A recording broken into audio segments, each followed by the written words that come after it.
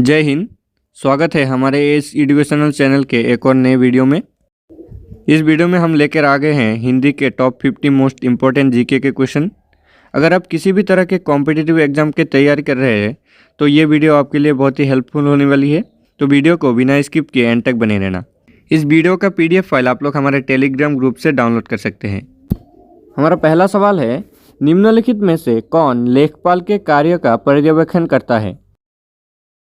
सही उत्तर होगा option C, तहसीलदार। तहसीलदार लेखपाल के कार्य का पर्यवेक्षण करता है। एक तहसीलदार को संबंधित तहसील के कार्यकारी मजिस्ट्रेट के रूप में भी जाना जाता है। उन्हें विवाद सुनना पड़ता है। भूमि विवाद की सुनवाई तहसीलदार कार्यालय में होती है। नेक्स्ट क्वेश्चन है हमारा, निम्नलिखित में से किस आम चुनाव में पहली बार इलेक्ट्रॉनिक वोटर मशीन का इस्तेमाल किया गया था? सही उत्तर है ऑप्शन ए, 1982 में। मई 1982 में केरल के आम चुनाव में पहली बार EVM यानी इलेक्ट्रॉनिक वोटर मशीन का इस्तेमाल किया गया था। अगला प्रश्न है, निम्नलिखित में से कौन सी संविधान की विशेषता भारत सरकार अधिनियम 1935 से ली गई है? सही उत्तर है इसका ऑप्शन डी, केवल ए और ची यानी राज्यपाल का कार्यालय और आपातकालीन प्रावधान। भारतीय संविधान का मुख्य स्रोत भारत सरकार अधिनियम 1935 है। भारतीय सरकार अधिनियम 1935 संसद की सबसे लंबी कार्यवाही है। यह 1 अप्रैल 1937 को शुरू किया गया था। इस अधिनियम के तहत भारतीय रिजर्व बैंक की स्थापना की गई थी। अगला प्रश्न है, निम्नलिखित में से किस राज्य में सबसे अधिक लोकसभा सीटें हैं? सही उत्तर है इसका ऑप्शन बी, महाराष्ट्र। महाराष्ट्र में सबसे अधिक लोकसभा के सीट है। लोकसभा सीटों की अधिकतम संख्या वाले राज्य उत्तर प्रदेश है जो कि 80 सीट है और महाराष्ट्र में सिर्फ 48 सीट है। कम लोकसभा सीटों वाले मिजोरम 1 सीट है, नागालैंड में 1 सीट है और सिक्किम में 1 सीट है। अन्य राज्यों में लोकसभा की सीटों की संख्या है, जैसे बिहार में 40 है, आंध्र प्रदेश में 25 और पश्चिम बंगाल में 42 है। अगला प्रश्न है, निम्नलिखित में से किस देश को धार्मिक और जातीय पहचान के आधार पर राजनीतिक झगड़ों के कारण विघटन का सामना करना पड़ा? सही उत्तर है इसका ऑप्शन ए, यूगोस्लाविया। धार्मिक अंतर्जातीय रेखाओं के साथ राजनीतिक प्रतिष्ठातों के कारण यूगोस्लाविया का 6 स्वतंत्र देशों में विघटन हुआ। 1980 के दशक में राजनीतिक और आर्थिक संकट की अवधि के बाद यूगोस्लाविया के समाजवादी संघीय गणराज्य के घटक गणराज्य अलग हो गई, लेकिन अनसुलझे मुद्दों से कड़वे अंतर्जातीय यूगोस्लाव युद्धों का कारण बना। अगला प्रश्न है, बोलीविया में हालिया संघर्ष निम्नलिखित में से किससे संबंधित था? सही उत्तर है ऑप्शन ए, जल। बोलीविया लैटिन अमेरिका का एक गरीब देश है जिसमें हालिया संघर्ष संबंधित था। अगला प्रश्न है, किस वर्ष में सिंहल को श्रीलंका के एकमात्र आधिकारिक भाषा के रूप में मान्यता देने के लिए एक अधिनियम पारित किया गया था? सही उत्तर है ऑप्शन बी, 1968 ईस्वी में। सही उत्तर है ऑप्शन बी, 1956 ईस्वी में। सिंहल अनुली बिल यानी 1956 सोलेन की सरकार द्वारा पारित एक अधिनियम है। सिंहली को देश की आधिकारिक भाषा बनाता है। अगला प्रश्न है, BAMCEF का अर्थ क्या है? सही उत्तर है ऑप्शन डी, पिछड़ा और अल्पसंख्यक समुदाय कर्मचारी संघ।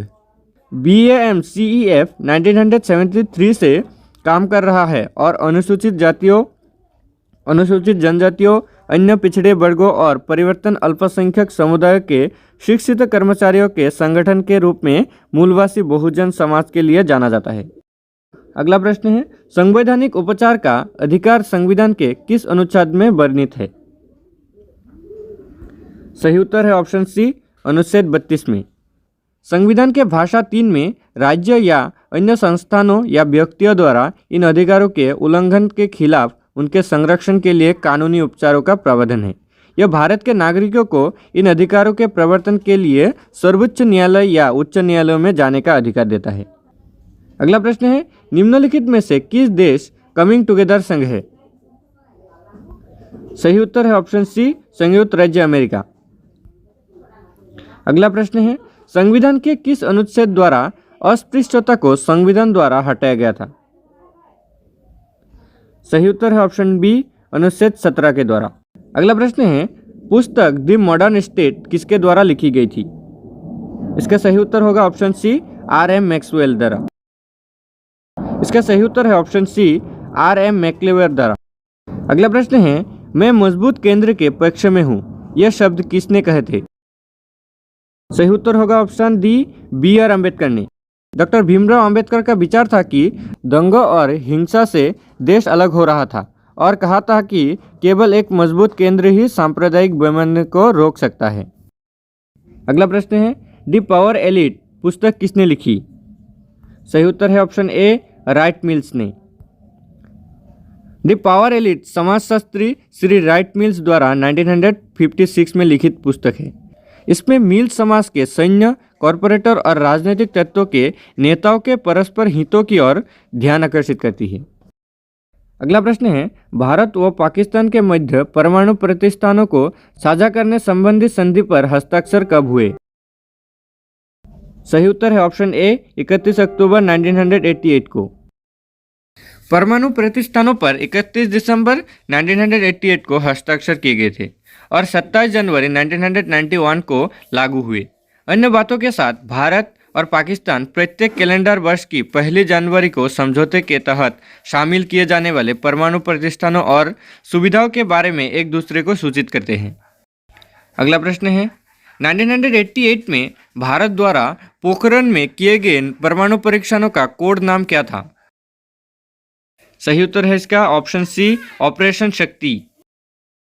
ऑपरेशन शक्ति 1998 में भारत द्वारा पोखरण में किए गए परमाणु परीक्षणों का कोड नाम था।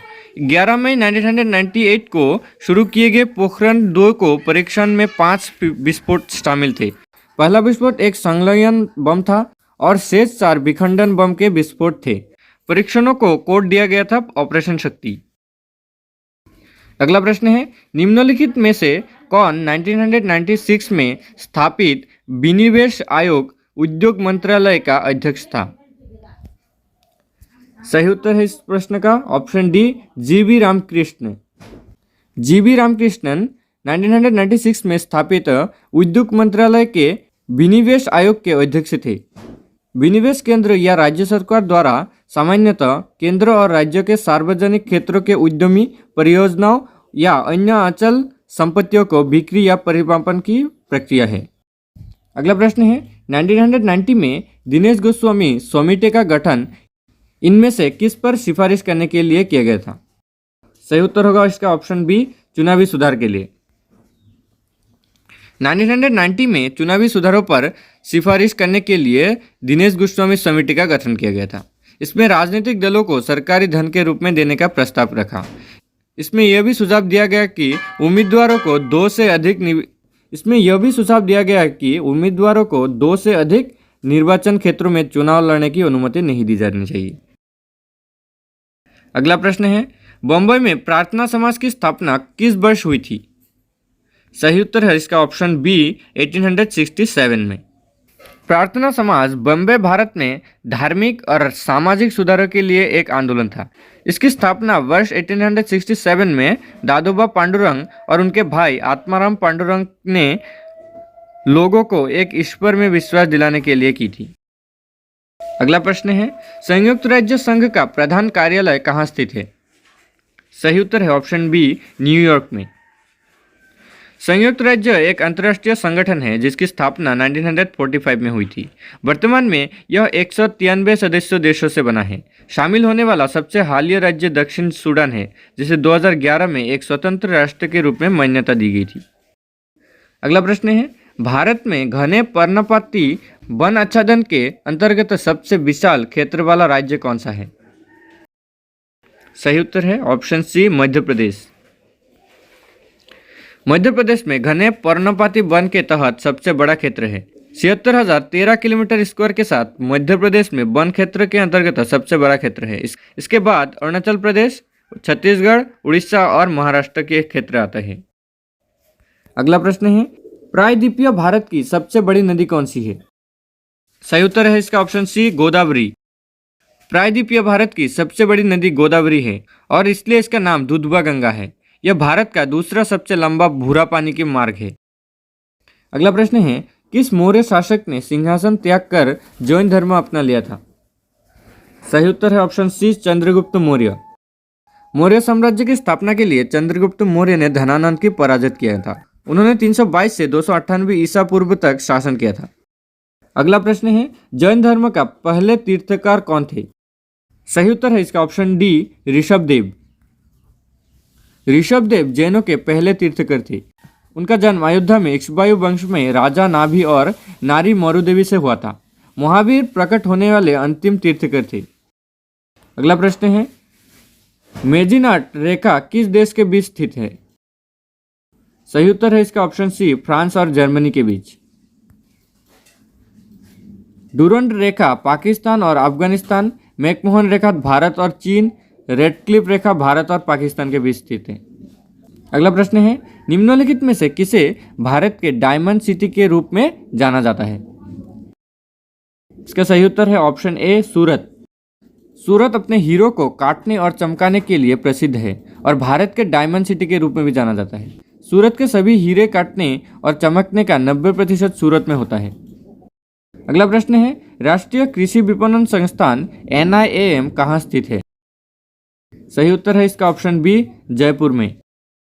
राष्ट्रीय कृषि विपणन संस्थान NIAM एक राष्ट्रीय स्तर का संस्थान है जो कृषि मंत्रालय के कर्मियों को जरूरतों को पूर्ण करने के लिए और विशेष प्रशिक्षण, अनुसंधान, परामर्श तथा भारत और दक्षिण पूर्व एशियाई देशों में कृषि विपणन में शिक्षा पेश करने के लिए 8 अगस्त 1988 को जयपुर, राजस्थान में कृषि मंत्रालय द्वारा स्थापित किया गया था। अगला प्रश्न है, बौद्ध धर्म में त्रिरंत का अर्थ क्या है? इसका सही उत्तर होगा ऑप्शन बी, बुद्ध धर्म संघ। अगला प्रश्न है, राइबोसोम निम्नलिखित में से किसके लिए कार्यस्थल है? इसका सही उत्तर है ऑप्शन ए, प्रोटीन संश्लेषण के लिए। अगला प्रश्न है, सेसांग लेता कौन सा जीव त्वचा है? इसका सही उत्तर है ऑप्शन बी, केंचुआ।